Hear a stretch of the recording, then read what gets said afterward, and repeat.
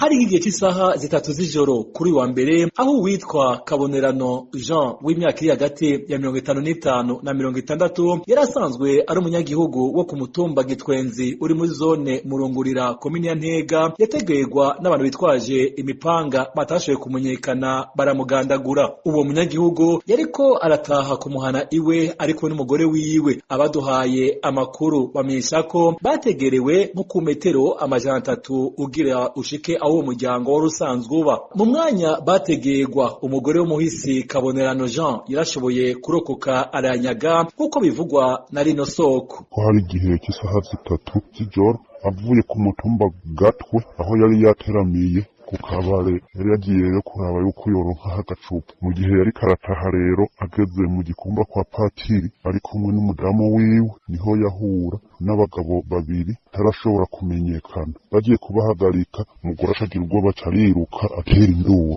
Maze gutera induru abaje gutabara baje basanga uwo Kabonerano Jean bamaze kumugandagura bamaze no kugenda. Nk'uko isoko ryacu aho ku Ntega ribandanya ribivuga, indongozi zaho umunyagihugu Kabonerano Jean yagandaguriwe zahavuye zihashika. Abajeje umutekano abajeje intwaro baciye bahashika mu iryo joro kiziga bagitwara mu buruhukiro ku bitaro bya Ntega. Amatohoza aracyabandanya ntiharaboneka umuco werekana ico yoba yarazize. Muri kino gihe abanyagihugu n'ababanyi basaba ko amatohoza yobandanya gukorwa kugira ngo abakoze icaha barengutswe imbere y'ubutungane.